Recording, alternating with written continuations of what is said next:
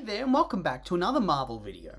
And recently, we saw the long-awaited release of the latest installment in the MCU with the release of Black Panther II, Wakanda Forever. And my god, did this film have a massive legacy to live up to, didn't it? I feel like it would always be quite a daunting task to try and live up to such a massive film like Black Panther 1. After all, it was a massive box office sensation, grossing $1.3 billion off a budget of $200 million, and so obviously that's already a massive legacy. But commerce aside, it wouldn't really be an understatement to say it became one of the most iconic MCU films of all time, and was a tremendous critical success. In terms of its critical response, it had an approval rating on Rotten Tomatoes of 96%, with an audience score of 76%. Very good scores, particularly that critical score. And then on top of that, it had an absurdly vast legacy. It catapulted Black Panther into the stratosphere, and made him one of the MCU's most popular heroes. He dominated Halloween, and became another cultural phenomenon. It was a special moment in time. And then on top of that immense legacy that had been built, in 2020, lead actor Chadwick Boseman ended up passing away from colon cancer. And so, obviously, the film became so much more widely anticipated. Everyone wanted to see what they were going to do. Because now, not only was it the follow-up to one of the best superhero films ever, but on top of that, it was the final chapter for this character and for his performer. Marvel's farewell to Chadwick. And I think for the most part, they've done a really great job with the film, and it succeeds on multiple fronts. It does honour the life and legacy of Chadwick Boseman, as well as wrap up the story of T'Challa in a sad but necessary way, whilst also telling a compelling narrative, changing up the formulaic nature of the MCU somewhat, and also setting up for the future of the MCU going forward with new characters, and bold new directions for existing characters. And so, in that way, it very much felt like a closing chapter of this phase of the MCU, and the beginning of the ushering in of a new era, at least, hopefully so. But yeah, first, let's tackle the plot. Black Panther Wakanda Forever starts off by addressing the death of King T'Challa, who in the opening minutes of the film passes away off screen from an unspecified illness that Shuri believes could have been cured by the heart-shaped herb from which the Black Panther derives his powers. But since the herb was wiped out by Killmonger in the first film, there's no stock, and thus Shuri's attempts to recreate it fail. She runs out of time, and her brother ends up dying. A year later, we see that in the wake of T'Challa's death, the vultures of the world have descended, and are trying to claw at what they perceive as a weakened Wakanda, trying to get access to vibranium by any means necessary. And this includes both through diplomatic channels, trying to put public pressure on the Wakandan government, through covert military strikes on Wakandan bases, and through trying to find their own supply on the ocean floor. Of course, these first two methods put them in direct conflict with the Wakandans.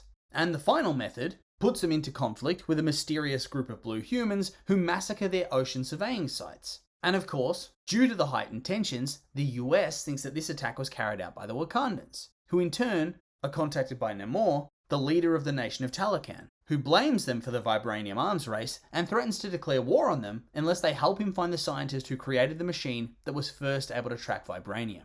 With the help of Agent Everett Ross of the CIA, Okoye and Shuri make their way to Boston to meet student prodigy Riri Williams, who designed and built the original machine, and whom they try to spirit away to Wakanda to protect her, but find themselves waylaid by both the FBI, who chase them through the city, and then the Talakanians, who finish off the FBI agents while subduing Okoye, and who then take Riri and Shuri back to their territory as hostages. In the aftermath of this, the Queen of Wakanda sends out Nakia to try and help her get Shuri back from the Talakanians. Shuri meets Namor, who takes her beneath the sea to a city, to try and convince her of his point of view and to wage war alongside him against the rest of the world, in exchange for sparing the life of Riri. Of course, it doesn't quite work out like that. Nakia ends up breaking them out, and Namor ends up attacking Wakanda with his army, ending with the death of the Queen. And then he gives them an ultimatum: change your mind in 1 week, or he'll return with his full army to wipe out Wakanda forever. This in turn causes Shuri to enter rage mode, and she manages to synthesize the heart-shaped herb, but when she drinks the tonic to become the Black Panther, she doesn't see her ancestors, not her father and T'Challa, but instead her cousin Killmonger, who encourages her to use her strength to fight for her country, to blaze a new trail instead of hiding behind maintaining the status quo, to be violent and reckless. And so she declares war on Namor, and the Wakandans set a trap, resulting in a climactic confrontation, where, after losing so much, Shuri turns away from that darker path. She doesn't kill him, but instead she spares his life and sends him back to his people defeated. And he in turn agrees to halt his war against the surface and returns to Talokan to lick his wounds, and based on how his scene's wrapped up, to plan his next move. It's quite certain that this will not be the last the MCU sees of this character.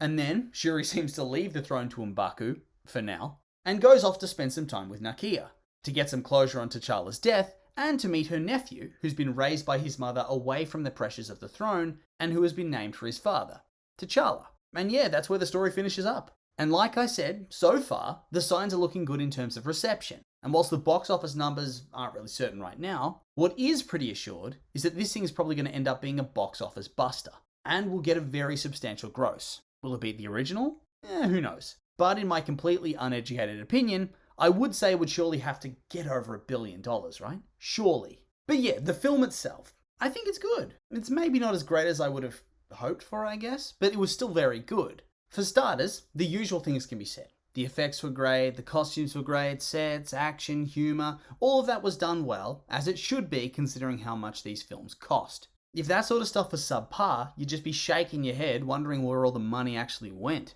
So really, nowadays, when it comes down to things, when you judge a Marvel film, you pretty much need to just examine whether or not the overall story and the script are good or not. And I think for the most part, this script is good. It's engaging and exciting. It has twists and turns.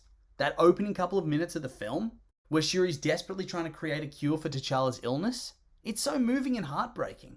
And honestly, my thoughts on the actress aside for a moment, Shuri really is the highlight of this film. In her first couple of appearances, she was largely an intelligent comic relief character. Her character was there to be smart and create solutions for the heroes, whilst also making the audience laugh. But this film gave her so much more depth. She keeps losing people and encountering more and more adversity, to the point that she starts to walk the path of the anti-hero, where she starts to be tempted by the Killmonger school of thought, and think that the violent and bloodthirsty path of vengeance is the one that she has to take. And it was really refreshing to see this, as it really does break away from that classic Marvel formula, where for the most part, the hero encounters adversity, they have that brief moment of grief or rage, and then they rise above to fight the good fight. But here, we see Shuri's character undergo a massive transformation. She's no longer the cheeky young techie. She's skeptical of the traditions of her people. She's lost faith in them. She becomes blinded by her anger and hatred after the death of her mother. And that leads to the death of many other Wakandans in the battle at the climax of the film. But then, right before she hits that final point of no return where she kills Namor, simply to get her own personal revenge and thereby condemning the war to total war with Talakanians for killing their god king,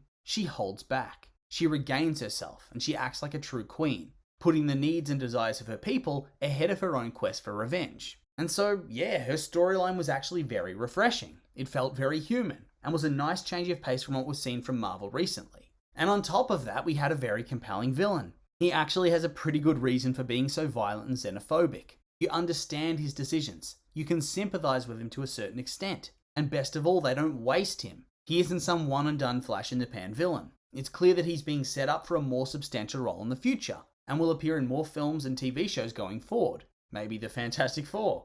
Who knows? And really, on that note, I don't think that any of the character arcs or the story beats are actually bad. Obviously, our protagonist and antagonist are by far the two most compelling and noteworthy examples. But the rest is still very good, if a little bit generic at times. And honestly, I think that's what's holding the film back for me. The side plots. Like Everett Ross's story in the US, or Nakia's stuff where she's on her own infiltrating Talocan. It's just a bit forgettable. And so when I came out of the film, that's how it kind of came across. It was a little bit forgettable. It wasn't bad, just not as substantial as I perhaps hoped it would be. I don't know. Maybe I'm off base here, but that's just how I feel. The film didn't stick with me past the cinema like the original did. So it's a great film, and it does everything right for the most part, but it just leaves you thinking, maybe they could have pushed it further. But of course, in the end, those are just my opinions, and now I'd like to hear yours. What did you think of Black Panther Wakanda Forever? You like it, hate it? I'm curious for your thoughts, so make sure to like, comment, and subscribe, and let me know.